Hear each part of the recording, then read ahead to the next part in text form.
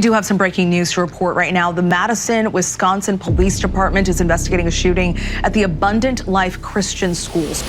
What if the sacred halls of a school, a haven for learning and growth, became the site of a tragedy so profound it reverberated through an entire community? What if a day that began like any other turned into one that would forever scar the lives of students, teachers, and families?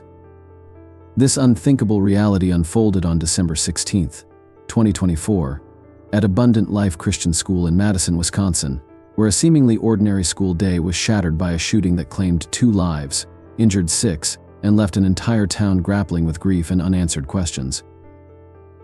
On that cold winter morning, the school's corridors buzzed with the usual chatter of students hurrying to classes, discussing Christmas plans, and exchanging notes for upcoming exams. Teachers prepared lessons, and the faint aroma of coffee mingled with the brisk December air. It was a scene of normalcy and routine, one that offered no hint of the storm brewing beneath the surface of one troubled student, 15-year-old Natalie Samantha Rupnow.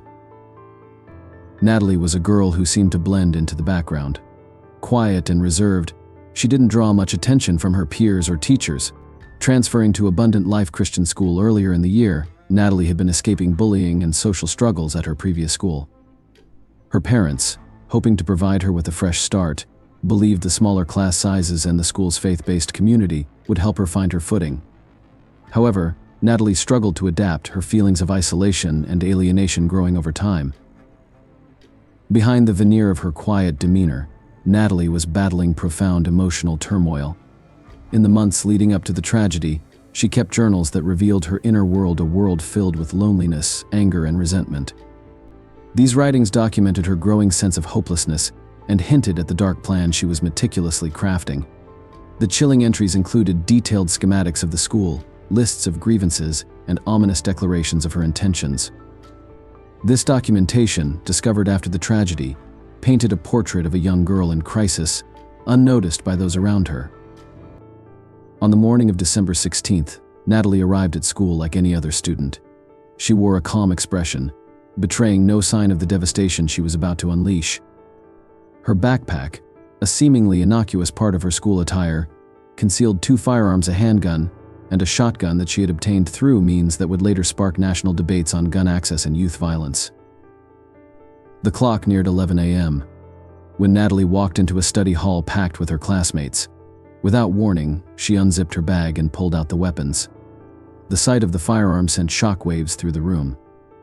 For a moment, there was a stunned silence, as if time itself had paused. Then came the deafening sound of the first gunshot, breaking the stillness and plunging the room into chaos. Students screamed and scrambled for cover, their desks and chairs offering little protection against the barrage of bullets. There was a teacher named Mrs. Slater, and she was screaming like, "Ah, my leg, help, help."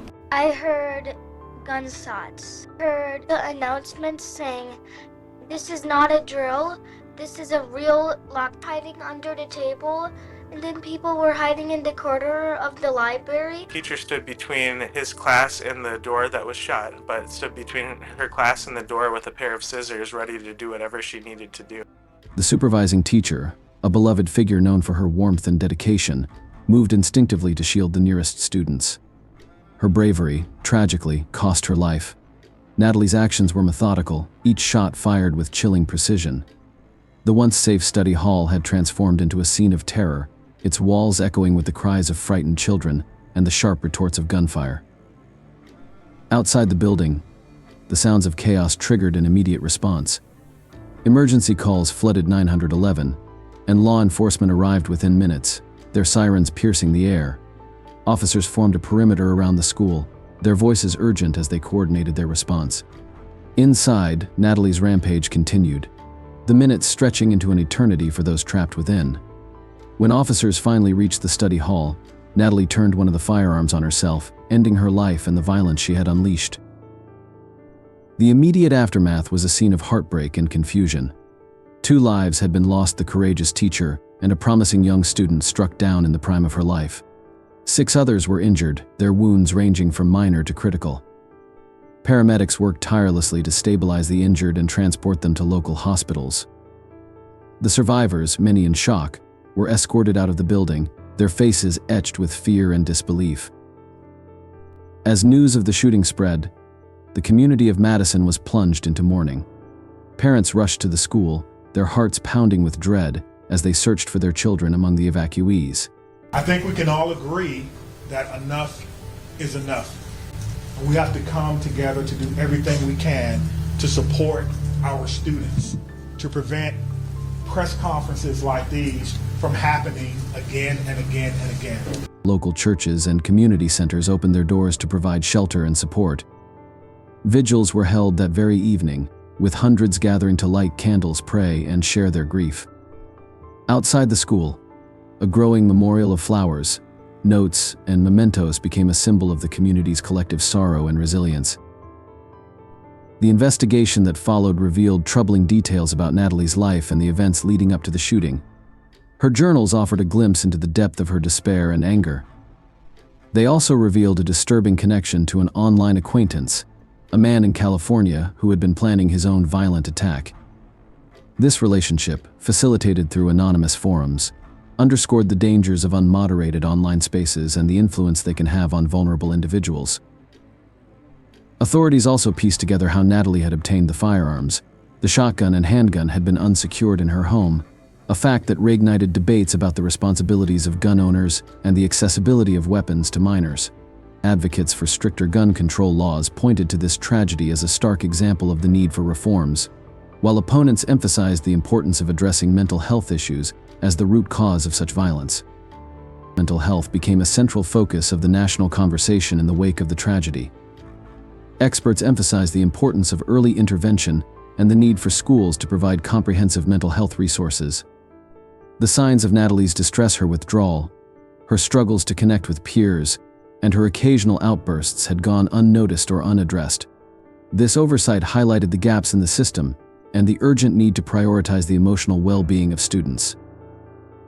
For the families of the victims, the loss was immeasurable. The teacher who sacrificed her life to protect her students was hailed as a hero, her legacy commemorated in countless tributes and memorials. The young student who lost her life was remembered for her kindness, her bright smile, and the dreams she would never get to fulfill. Their absence left a void that could never be filled, a constant reminder of the fragility of life. The survivors, too, faced a long road to recovery. Physical injuries healed with time, but the emotional scars remained. Many struggled with survivors' guilt, haunted by memories of that day. Counseling and support groups became lifelines for these individuals, helping them process their trauma and begin the slow journey toward healing. In the broader community, the tragedy became a catalyst for change.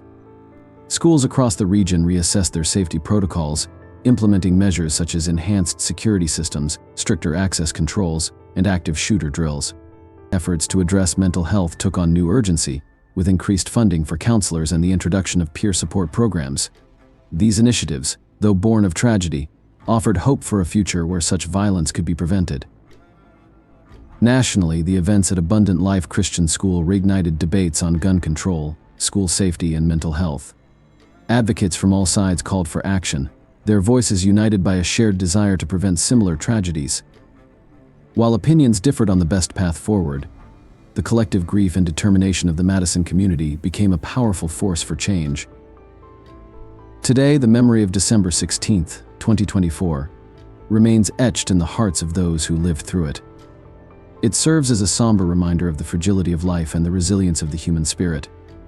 Today, the memory of December 16, 2024, remains etched in the hearts of those who lived through it.